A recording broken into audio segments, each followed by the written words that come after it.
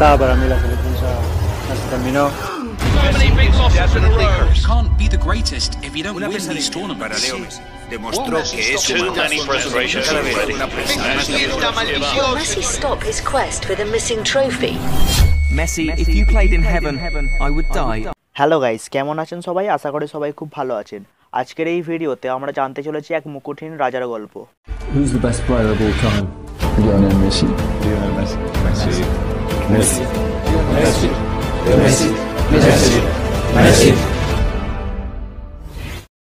গল্পটি শুরু হয়েছিল 24শে জুন 1987 সালে আর্জেন্টিনার এক ছোট্ট শহর রোজারিওতে।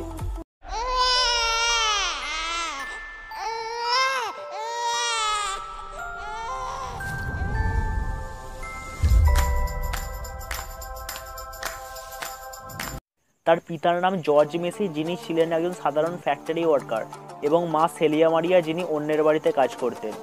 এবং মেসি ছাড়াও তার পরিবারে মেসির দুই বড় ভাই এবং এক বোন রয়েছে। আর মেসির সবচেয়ে কাছের প্রিয় মানুষ ছিলেন তার দাদি। তার দাদি মেসিকে সবার থেকে বেশি ভালোবাসতেন। এবং ওই সময় ডিয়াগো ম্যারাডোনা তার দেশকে ওয়ার্ল্ড কাপ জিতিয়ে আর্জেন্টিনার জাতীয় নায়ক হয়ে উঠেছিলেন। এবং পুরো দেশের সবাই তার মতো ফুটবলার হবার স্বপ্ন দেখছিল। আর তাদের মধ্যেই ছিলেন একজন 4 বছরের ছোট্ট মেসি। এবং তার এই স্বপ্নের কথা তার দাদিকে জানিয়েছিলেন। তার দাদির উৎসাহতেই মেসি প্রথম ফুটবল খেলা শুরু করেন। এবং ফুটবলের প্রতি মেসির এত আগ্রহ দেখে তার বাবা মাকে বলে এত অভাবের মাঝেও মেসিকে একটি লোকাল ফুটবল ক্লাবে ভর্তি করে দেন। আর তার দাদির বিশ্বাস ছিল যে এই ছোট্ট ছেলেটি একদিন বিশ্বসেরা ফুটবলার হবে। মেসি ওই সময় নিউয়েলস ক্লাবের হয়ে খেলতেন। কিন্তু মেসির উচ্চতা খুব কম হওয়ার জন্য মেসিকে কেউ বল পাস করতো না। কিন্তু মেসি তো মেসি, যা হোক মাক করে একবার যদি মেসির পায়ে বল পড়ে যেত, কমপক্ষে 15 মিনিটের মধ্যে অন্য কারো সাধ্য নেই যে মেসির পা থেকে বল কেড়ে নেবে। এবং মেসি একাই মাঠের সবাইকে কাটিয়ে বল নিয়ে গিয়ে গোল দিত, আর বড় ছেলেগুলো হাল ছেড়ে দিয়ে দাঁড়িয়ে থাকতো। এবং ওই সময় মেসি নিউয়েলস ক্লাবের হয়ে 4 বছরের মধ্যে প্রায় 500টি গোল করে রেকর্ড বানিয়ে দেয়। মেসির জীবনে সব কিছু ভালোই যাচ্ছিল, কিন্তু 11 বছর বয়সে এসে মেসি হোঁচট খেয়ে পড়ল এক কঠিন রোগে। তার শরীরে নাকি গ্রোথ হরমোনের অভাব রয়েছে, যে কারণে সমবয়সীদের তুলনায় তার উচ্চতা খুবই কম। আর তাড়াতাড়ি চিকিৎসা না করা গেলে হয়তো সে আর লম্বা হবে না। কিন্তু চিকিৎসা অনেক ব্যয়বহুল। প্রতি মাসে খরচা হতো প্রায় $1,500, যেটা দরিদ্র মেসির পরিবারের পক্ষে এই খরচ বহন করা খুবই কষ্টকর। এবং প্রতিদিন তাকে এক যন্ত্রণাদায়ক ইঞ্জেকশন নিতে হতো, পরপর 7 দিন এক পায়ে এবং পরের 7 দিন অন্য পায়ে। Leo, I'm sorry. You have a growth defect. Your body stopped growing. No!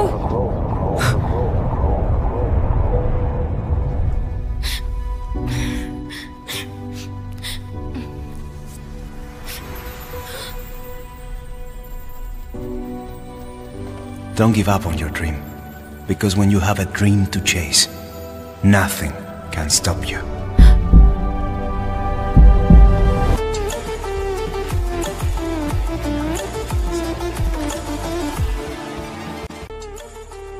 কোনো কিছুই মেসিকে থামিয়ে রাখতে পারেনি। এরকম যন্ত্রণাতেও প্র্যাকটিস আর ডবল করে দেয়, কারণ ততদিনে তার কাছে ফুটবল একটা খেলার চেয়ে বেশি তার জীবন হয়ে গেছে।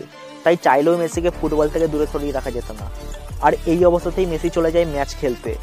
এবং মেসি জানতো না সেই দিনটাতেই তার জীবন বদলাচ্ছে, কারণ ওই ম্যাচটা দেখতে এসেছিল কার্লস রেকচার্স, যিনি আর কেউ না, বার্সেলোনা ইউথ ক্লাবের ডাইরেক্টর। সব থেকে সেই দুর্বল ছেলেটা কাউকে তুয়াক্কা না করে একের পর এক গোল দিতে থাকে। মনে হচ্ছে বলটাই যেন চুম্বক দিয়ে মেসির পায়ে লাগানো আছে, তার পা থেকে বলটা সরছেই না। কার্লস রেকচার্স ওই ছোট্ট মেসির খেলা দেখে এত প্রভাবিত হয় যে তিনি সোজা চলে যান মেসির বাড়িতে।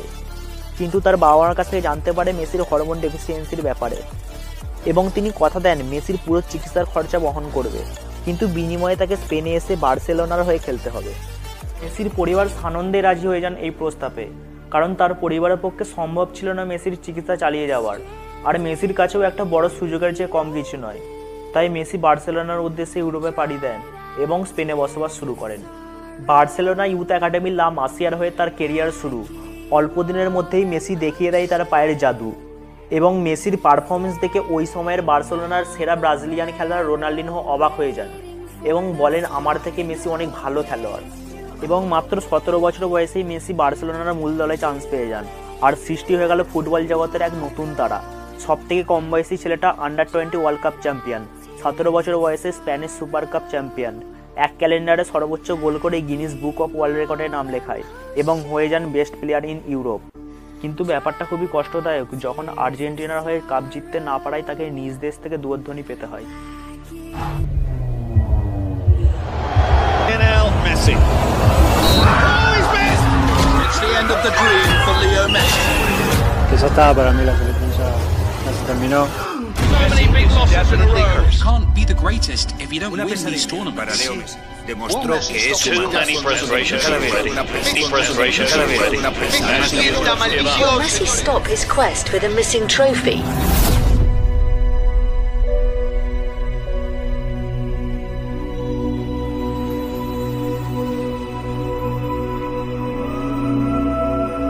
When you have a dream to chase, nothing can stop you.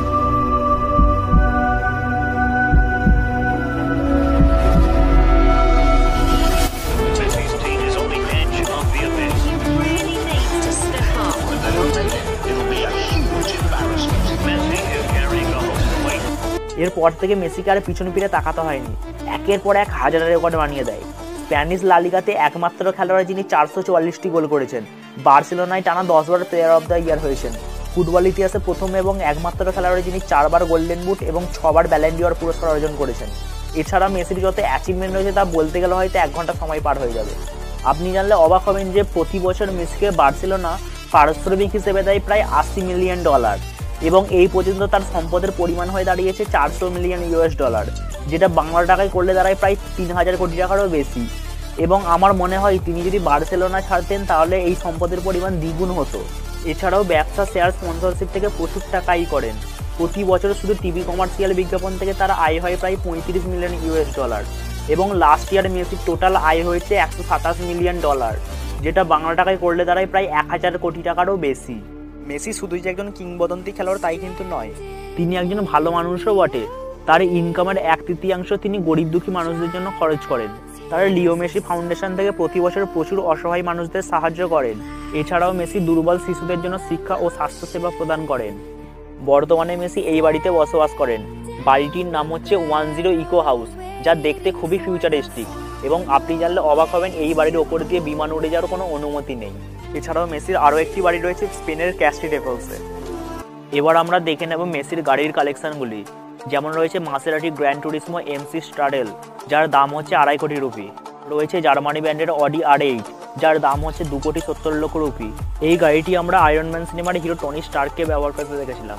এছাড়াও রয়েছে ডজ SRT, আমেরিকান এই মাসাল কারটি আমরা ফার্স্ট অ্যান্ড ফিউরিয়াস মুভিতে ব্যবহার করতে দেখেছিলাম। পাশাপাশি রয়েছে মার্সিডিজ বেঞ্জ SLS, রয়েছে রেঞ্জ রোভার ভোগ, লেক্সাস RX, রয়েছে পাগানি জোন্ডার ট্রিকলোর, যার দাম হচ্ছে 11 কোটি রুপি। এছাড়াও রয়েছে ইটালিয়ান মাস্টারপিস ফেরারি 430 স্পাইডার। স্পাইডার মানে হচ্ছে যেসব গাড়ি ছাদ খোলা যায় সেগুলোকে স্পাইডার বা কনভার্টেবল বলা হয়। এবং মেসির কালেকশনের সবচেয়ে দামি গাড়িটি হচ্ছে ফেরারি 335 স্পাইডার। এটি হচ্ছে 1957 সালের একটি ক্লাসিক মডেল, এবং এই গাড়িটি একটি নিলামে উঠেছিল, যেটা লিওনেল মেসি 32 মিলিয়ন ইউরো দিয়ে ক্রয় করেছিলেন, যা বাংলা টাকায় করলে দাঁড়ায় প্রায় 320 কোটি টাকা। এবং এই এক গাড়িতেই মেসিকে পৃথিবীর সবথেকে দামি কার কালেক্টর বানিয়ে দেয়। এসব গাড়ি ছাড়াও আমাদের মেসির রয়েছে একটি প্রাইভেট জেট, যার নাম এম্পায়ার লেগাসি 650, আর এই প্রাইভেট জেট প্লেনটির মূল্য হচ্ছে প্রায় 250 কোটি রুপিরও বেশি। জীবনে মেসি কত কিছুই না পেয়েছেন, কিন্তু তারপরেও চাঁদের মতো লেগে আছে কলঙ্ক। জীবনের একটা খামতি, একটা অসম্পূর্ণতা আজীবন বয়ে নিয়ে যেতে হবে তাকে। তাড়িয়ে নিয়ে যাবে আমাদের এই ফুটবলের রাজাকে। সোনার ওই ট্রফিটা যে 32 বছর পার হয়ে গেলেও অসহায়ের মতো দূর থেকে তাকিয়ে দেখতে হয়। ছুঁয়ে দেখা হয়নি আজও, মাথার ওপর রাখা হয়নি রাজার প্রাপ্য মুকুটটা। একা কি আর সব হয়? ডিয়াগো ম্যারাডোনা তো পাশে পেয়েছিলেন সবাইকে, কিন্তু মেসি যে একেবারেই অভাগা। সবাই মাঠে থাকলেও পাশে যেন তার কেউ নেই। শুনেছিলাম একবার অবসর নিতে চেয়েছিল মেসি, কিন্তু আমার মনে হয় বিশ্বকাপের স্বপ্নটা অসম্পূর্ণ রেখে যাবে না আমাদের রাজা। বন্ধুরা, আজকের ভিডিওটি এই পর্যন্তই।